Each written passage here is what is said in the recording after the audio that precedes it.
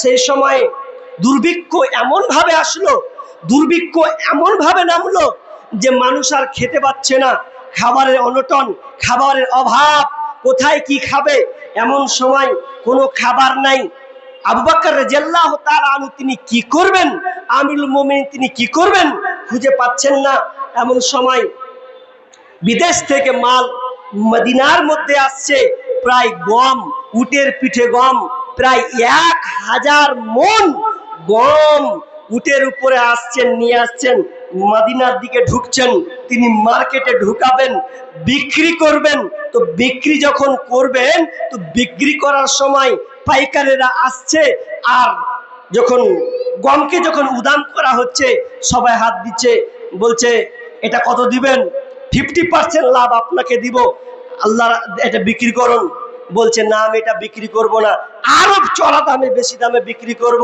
কে বলছেন আমি পুরো 100% দিয়ে দিলাম আপনাকে, বলছে তাও বিক্রি করব না, বিক্রি করতে চাচ্ছে না। এক পর্যায়ে উসমান গনি রাদিয়াল্লাহু তাআলা আনহু বলছেন আমি এই গম বিক্রি করে দিয়েছি। পাইকারির মাথা খারাপ, আমার গে মতন পাকা পাইকারি ফের কে আছে, কে লাওয়ার মতন আছে যে লিয়ে নেবে গম করে? কার সাহস আছে, কে নিল, কোন লোকটা নিয়েছে, কত দামে? উসমান রাদিয়াল্লাহু তাআলা বলছেন আমি কোন পাইকারির কাছে বিক্রি করি নাই। এই যে 1000 মণ, 1000 মণ ধান, প্রায় আনুমানিক দাম দাঁড়াবে সেই সময় প্রায় 400 কোটি টাকা। এত কোটি টাকার গম তিনি বিক্রি আর করছেন না। কেন বিক্রি করছেন না? দুর্ভিক্ষর সময় হয়েছে। এবার তখন তারা বলছে শুনো পাইকাররা, তোমরা শুনে নাও, আমি এই গমকে বিক্রি করলাম না, আমি আল্লাহর রাস্তায়, আমি আল্লাহর কাছে বিক্রি করে দিলাম। আমি অসহায় গরিবদের জন্য আমি সব কিছু উন্মুক্ত করে দিলাম, সব আমি আল্লাহর রাস্তায় দিয়ে দিলাম, আল্লাহর রাস্তায় সব আমি দান করে দিলাম। এতগুলো গম আল্লাহ রাস্তায় দান করে দিলেন। তাহলে দেখেন কেন? তার উপরে আল্লাহর প্রতি ঈমান, আল্লাহর প্রতি ভরসা এমন, আল্লাহর উপরে তাওয়াক্কুল তাদের এমন যে তারা দান করতে উদাসীন ছিলেন। একদিন ইহুদি একটা কুহাকে ক্রয় করলেন। কুহা এমন সময় যে পানি কিনে খেতে হতো।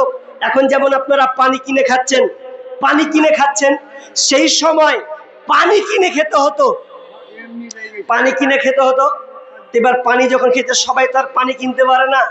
তো একদিন উসমান বলছে, আল্লাহ রাসূল বলছেন কেউ কি আছে এই কুয়াটাকে ক্রয় করে নিবে, ক্রয় করে নিয়ে গরিবদের জন্য ফ্রিতে পানি দিবে, ফ্রিতে পানি দিবে, এমন কেউ আছে? তো একজন ইহুদির সঙ্গে বলছেন ভাই আপনার ব্যবসা তো করছেন একা, তো পার্টনারশিপ হন, দুজনাতে কুয়ার পানি বেচবো, বেশি ভালো হবে, লাভ লস যাহা হবে দুজনাতেই হবে। তো দুজনে উসমান গনি তিনি ওই ইহুদির সঙ্গে পার্টনারশিপ করলেন। ঠিক আছে, কুয়া আমরা দুজনে বেচবো, যারা মুসলিম যারা কাস্টমার সেগুলোকে পাবো, সবগুলাই পাবো, ব্যবসা ভালো চলবে। এ করতে করতে ব্যবসা ভালোই চলতে চলতে একবার একদিন বলছে যে এক কাজ করো না, পালি সিস্টেম করো, অসুবিধা হচ্ছে, তো কুয়াটা পালি সিস্টেম করো, তুমি 3 দিন আমি 3 দিন, বা আমি একদিন তুমি একদিন, একদিন পর পর পর পর পর পর বুঝে, ঠিক আছে তাই হলো। এবার ইহুদি যখন পানি বিক্রি করছে, পয়সা দিয়ে বেচছে, তারপর যখন উসমান রাদিয়াল্লাহু তাআলা পালি পড়ছেন, তখন উসমান দ্বিতীয় দিন যখন তার পালি পড়লো, তো পালি পড়ার পর তিনি যেদিনকে পানি বিক্রি করতে লাগলেন, এমন সময় এলান করে দিলেন, ও কুরাইশ বংশরা তোমরা শোনো, তোমাদের জন্য আমি আজকে পানিকে উন্মুক্ত করে দিলাম, এই পানিকে ফ্রি করে দিলাম, পয়সা লাগবে না, যে যা পারবে উঠিয়ে উঠিয়ে তোমরা নিয়ে যাও। তৃতীয় দিন ইহুদির পানি পড়ছে, কেউ পানি নিতে আসে না। আরে দ্বিতীয় দিন ফ্রি পেয়েছে, তারপর দিন কেউ পয়সা নিয়ে নিতে আসবে? মাথায় খারাপ কাজ করে না, এভাবে হতেই যায়। দেখুন ইহুদি বলছে ভাই উসমান, আমি আর এ ব্যবসা করব না, কারণ আমি আর এই কাস্টমার কিন্তু আর পাই না, এই ব্যবসা আমি আর সরে খাবো না। বলছে উসমানকে বলছেন, ভাই তুমি পুরো কুয়াটাকে ক্রয় করে নাও, একাই তুমি ব্যবসা করো। উমর রাদিয়াল্লাহু তাআলা আনহু সম্পূর্ণ কুয়াটাকে তিনি নিয়ে নিলেন। নিয়ে নেওয়ার পর গোটা এলাকাবাসীকে বলে দিলেন, ওই এলাকাবাসী তোমরা শোনো, আমি এই কুয়াটাকে ক্রয় করে নিয়েছি, আর এই কুয়াটার আমি সম্পূর্ণ আমি আল্লাহ রাস্তায় ওয়াক্ফ করে দিলাম। গরিবরা তোমরা আসবে আর ফিরি ফিরি তোমরা পানি নিয়ে যাবে। কত পয়সাওয়ালা, কত আল্লাহকে দান করেছেন, তা ঢেলে দিয়েছেন। কিন্তু ভাই আশ্চর্য কথা, আমরা কিন্তু দান করতে গিয়ে মন মানসিকতায় ভুগি, মনে হয় কি করব, দিব কি দিব না।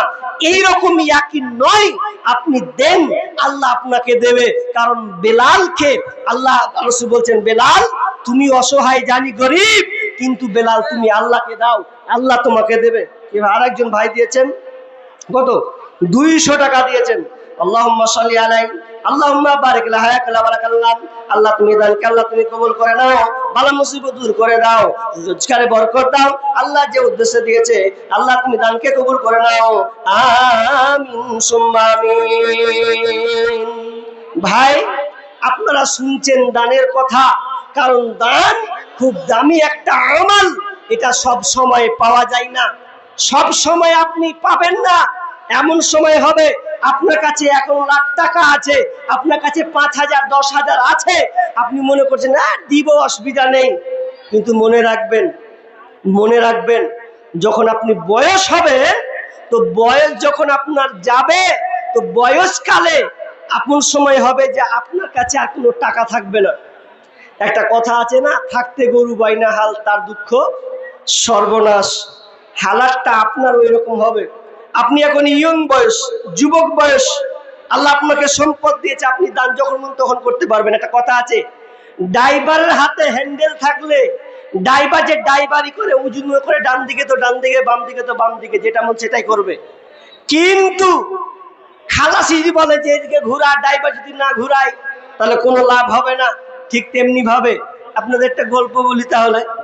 দেখেন যে আপনি মালদার হওয়ার পরেও আপনি আল্লাহকে দিতে পারছেন না।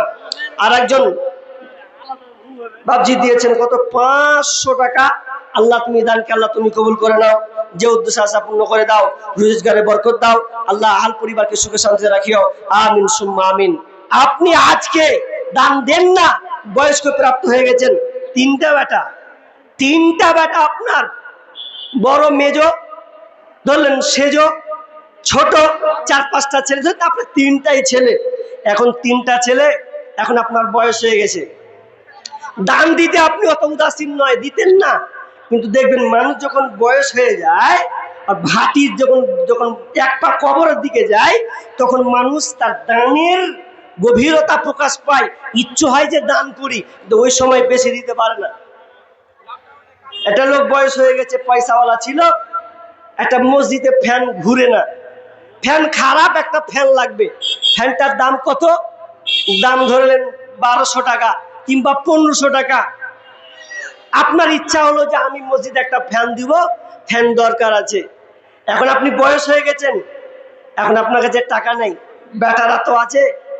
এখন বড় বেটাকে যদি হাঁক মারবেন, বড় বেটাকে, হারে জয়দুর রে, কিছু টাকা দিতি রে বেটা, তোরে কি যাবা মসজিদে মসজিদে দিবে, খেয়া কাজ নেই, কি খাবে কহ, যা লিয়ে আসছি সব লিয়ে আসবো, দরকার নেই। মেজোটাকে যদি বলবেন, তোর মেজোটা বলছে আব্বা টাইম নেই, অফিস যাব।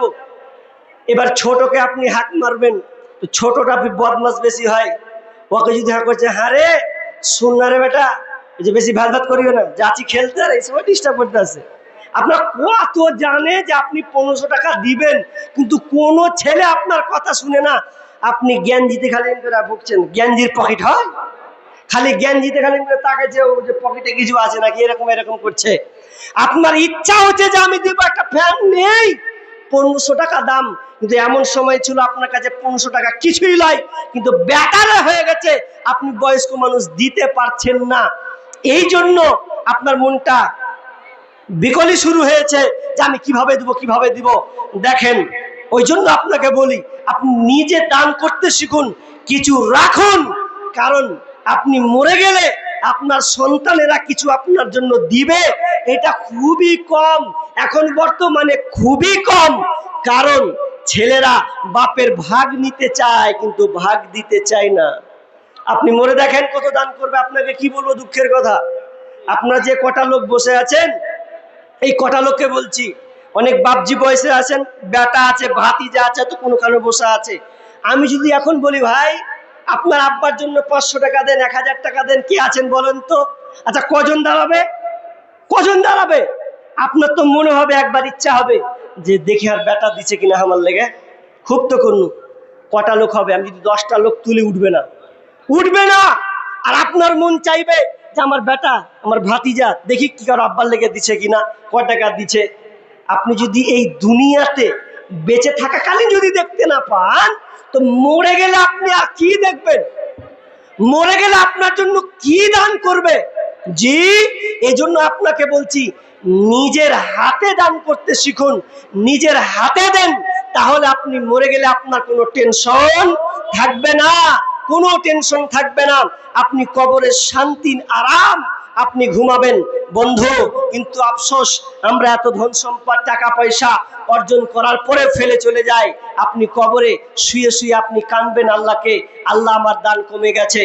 কারণ বিচারের ময়দানে আল্লাহ তাআলা যেদিনকে আপনার বিচার নেবেন, আপনার নেকি যেদিন কমে যাবে, সেদিন আপনি সন্তানের দ্বারে দ্বারে খুঁজবেন, সন্তানদেরকে বলবেন বেটা আমার নেকির দরকার, কিছু নেকি দাও।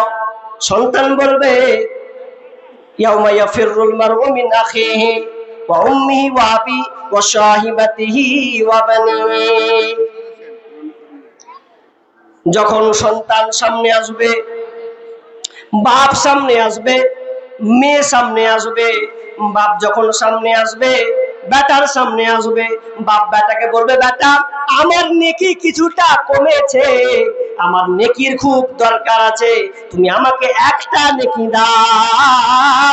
আমি তোমার যে স্বভাবটা, তোমার যে বাপটা সন্তানের জন্য দুনিয়াতে কত কষ্ট করে মেহনত করে সন্তানটাকে ছোট থেকে বড় করেছে, লালন পালন করেছে, ভালো জায়গায় পড়াশোনা করেছে, ব্যবসার জায়গায় ঢুকিয়ে দিয়েছে, বাড়ি জমি জায়গা করে দিয়েছে, কিন্তু কিয়ামতের ময়দানে যখন তার নেকিটা কমে যাবে, বেটাকে বলবে বেটা আমার একটা নেকি কমে গেছে রে, আমি বেশি কিছু চাই না, তুমি সামান্য একটা আমাকে নেকিগুলো দাও। তখন সন্তান বলবে আমার দুনিয়াতে আব্বা বলে কেউ ছিল না। আপনি সন্তান দেখো আপনি আত্মহারা হয়ে যাবেন।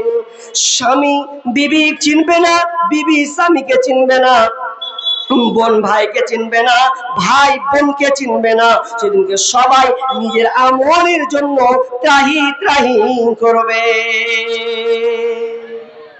ভাই খুব পরিস্থিতি খারাপ, তো আমরা এই উদাসীন দুনিয়াতে ভুগছি, এই দুনিয়ার বিলাসিতার মধ্যে আমরা পড়ে গেছি, আমরা দুনিয়ার পিছনে ছুটে গেছি। যেই দুনিয়া দুনিয়া করে আল্লাহ রাসূল বলছেন আল্লাহ তাআলা বলছেন আলহাকুমুত তাকাসুর হাত্তা যুরতুমুল মাকাবির। আল্লাহ বলছেন তোমরা দুনিয়ার প্রাচুর্যতার মধ্যে ডুবে গেছো, তোমরা দুনিয়ার প্রাচুর্যতার মধ্যে ডুবে গেছো, প্রতিযোগিতার মধ্যে লেগে আছো। হাত্তা যুরতুমুল মাকাবির, যতক্ষণ পর্যন্ত তোমরা কবরস্থ না হচ্ছ, কবরে যতক্ষণ পর্যন্ত তোমাদের পা না পড়েছে, ততক্ষণ পর্যন্ত তোমরা এই দুনিয়ার পেছনে উদাসীনতা তোমরা ভুগছো। ভাইরা আমার, তাহলে আমরা দুনিয়ার পিছনে, আমি বলছি না আপনার ধন সম্পদ টাকা পয়সা হোক, এতে আমি বলছি না আপনার ধন সম্পদ টাকা পয়সা হোক মানে নাই হোক, এটা নয়, হওয়ার দরকার আছে। কিন্তু কেন? কারণ আল্লাহ তাআলা বলছেন ওয়াতিমুস সালাহ ওয়াতুজ যাকাত, যেখানে সালাতের কথা বলেছেন সেখানে যাকাতের কথা বলেছেন। তার মানে বোঝা যাচ্ছে যাকাত কে দিবে? যে পয়সাওয়ালা, আল্লাহ যাকে সম্পদ দিয়েছেন। ভাইরা আমার, তাহলে আপনি পয়সাওয়ালা হলে আপনি যাকাত দেন, আপনি পয়সাওয়ালা, আপনি উসমান গানির মতন হন, কোনো সমস্যা নাই, কিন্তু আপনার সম্পদকে ভালো কাজে আপনি রূপান্তরিত করুন, ভালো কাজে আপনি দিতে শিখুন। তাহলে আল্লাহ তাআলা আপনাকে দুনিয়াতে কল্যাণ কামিয়াবি করবেন, পরকালে আপনাকে কামিয়াব করবেন। কিন্তু আপনি শুধু দুনিয়ার মধ্যেই থাকলেন, আখিরাত বলে আপনি ভুলে গেলেন, তাহলে কিন্তু কখনোই আপনার এই সম্পদ কল্যাণ বয়ে নিয়ে আসবে না। এই সম্পদ আপনাকে দুনিয়াতে ছারখার করে দেবে, আখিরাত আপনার বরবাদ হয়ে যাবে। ভাই, আপনারা দান করতে শিখুন। আমি আর বেশিক্ষণ থাকবো না, বক্তা আনার চেষ্টা করুন, যেহেতু সমাগমটা একটু অন্যরকম হয়ে গেছে। বক্তা নিয়ে আসার চেষ্টা, আজিজুর ভাই আপনি বক্তা নিয়ে আসেন, আপনি বক্তা নিয়ে আসেন। আমি খুব জোরে আর এই 5-10 মিনিট আছি, 10:30টায় ছেড়ে দেবো। আপনি বক্তা তাড়াতাড়ি করে নিয়ে আসুন। কেউ যদি থাকেন আল্লাহর হস্তে, কেউ যদি থাকেন যে আমি দিব, কিছু দান করব, আল্লাহর হস্তে দেন, আমি আপনার জন্য প্রাণ খুলে দোয়া করব। পরিচয় দেয় মুসলিম কিন্তু নামাজ কালাম পড়ে না, সকাল সন্ধ্যা পেট পুরে খায়, রোজা কিন্তু রাখে না। পরিচয় দেয় মুসলিম কিন্তু নামাজ কালাম পড়ে না, সকাল সন্ধ্যা পেট পুরে খায়, রোজা কিন্তু রাখে না। অর্থ সম্পদ সবই আছে, হস্ত পালন করে না, বছর শেষে জমা টাকার জাকাত আদায় করে না, বছর শেষে জমা টাকার জাকাত আদায় করে না। দানের কথা বাদ দিলাম, শুধু আরো চাই, শুধু ঘুষ দুর্নীতির টাকা সবই কিন্তু খায়। হালাল হারাম আদেশ নিষেধ মানে না তো কিছু, বড্ড লোভী ঘুরে শুধু টাকার পিছু পিছু, পিতার সম্পদ লুটে পুরে খেতে চাই সব একা। এমন মানুষ কত আছে সমাজে যাই দেখা, কত আছে দাড়ি টুপি পরে সাজে আলেম, আসলে সে আলিম বেশে মস্ত বড় জালেম। কিছু আছে ফিতনা ফাসাদ শুধুই গীবত করে, নির্দোষীকে দোষী বানায় কলঙ্কিত করে, নির্দোষীকে দোষী বানায় কলঙ্কিত করে, ভালোর সাথে মন্দ মিশায় ভেজাল করে পণ্য, খাঁটি মুসলিম হয় না কবু তার মতো জঘন্য, ওজনে ঠিক দেয় না কবু যত টাকা ভাই, সীমানা যে যাহাই মাপুক তাল গাছ তাহার চায়, সীমানা যে যাহাই মাপুক তাল গাছ তাহার চায়। পরিচয় দেয় মুসলিম কিন্তু নামাজ কালাম পড়ে না, সকাল সন্ধ্যা পেট পুরে খায়, রোজা কিন্তু রাখে না। ভাই দেখেন, বলেন আল্লাহর হস্তে আমি আর খুব জোরে 5-10টা লোকের কাছে আবদার করব। সিমেন্ট গুলো কয়েকজন লোক দিয়েছেন, কয়েকজন বাকি আছেন বা দেননি, আল্লাহর হস্তে আপনি বলুন যে আমি সিমেন্ট 2 বস্তা দিলাম। মা দুনিয়া ছেড়ে চলে গেছেন, আব্বা দুনিয়া ছেড়ে চলে গেছেন, মায়ের জন্য আব্বার জন্য আমি কিছু দান করব। কেউ আছেন এরকম কোন সন্তান? বলেন ভাই, একটু নামটা বলুন। দান মোটামুটি হয়েছে আল্লাহর হস্তে। যারা দাতা আছেন বলুন যে আপনি দিবেন, আমি 1000 টাকা মায়ের জন্য দিলাম। মা বোন আপনাদের কাছ থেকে মায়ের বোন দান এসছে গো, মেমোয়াল থেকে দান এসছে, এসছে তখন যে পাঠালো আর একজন ভাই মেমোয়াল থেকে দান এসছে। আসসালামু আলাইকুম। মাওলানা আইজুল সাহেব বক্তব্য রাখবেন এবং আমার মাসি ভাবি দিদিদেরকে বলছি, আপনারা ছেলেদের সবথেকে আগে দাঁড়া থেকে আমাদের মসজিদটা ভালোভাবে জায়গা শর্ট হচ্ছে, তো আপনারা লোকে সেটা দয়ালু, আপনারা দান করেছেন একবার কিছু কালেকশন করতে, তো আপনাদের কালেকশন হয়েছে 17,000 সামথিং কত হয়েছে। এবার যাবে, আপনারা এখন না থাকলে আদায় দিয়ে দিবেন, সিমেন্ট হোক, রড হোক, ইট হোক, আপনারা দেন। আমাদের জুমা মসজিদে মিনিমাম 8 থেকে 10 লাখ টাকা খরচা আছে, যার অনেকটা আমাদের এগিয়ে গেছে। তো আবার বলছি, মাসি দিদি ভাবির আছে, আপনারা বেশি বেশি দান করেন এবং আমরা এই যে ছেলেরা আমাদের দুই আমাদের তো অনেক দান করেছে এবং কেউ যদি দান করার ইচ্ছা থাকে আপনারা আসেন কতক্ষণ লাগছে? আর এরকম বেলা বসে গেছে। আমরা যে থাকেন 150 200 500 যা পারবে আগে রেডি করো। আপনারা বলবেন 1000 দেন 1000 দেন যেটাই পারবেন আমরা এসেছি আচ্ছা ঠিক আছে বলেন দাদা আচ্ছা আসছে মা বোন আপনারা এক দরফা মানে একবার প্রথম বলেন। আর একটা কথা আমি বলতে ভুলে গেলাম আমাদের আরেকটা ফাইনাল বক্তা আছে এই আপনার 5 মিনিটের মধ্যে ঢুকবে দাদা আবু ওবায়দা উনি চতুর্থ সাহেব খুব ভালো বক্তা উনি এই 5 মিনিটের মধ্যে প্রবেশ করবে আপনারা যে যেখানে থাকেন এই স্টেজে আসেন আর বেশি বেশি দান করেন গলা বসে গেছে কি করো মাইকটা যে ভালো পেলাম আজকে মাইকটা বেকার গো। আপনার মা 150 টাকা দিয়েছেন আল্লাহ আল্লাহ ভাই উনার মা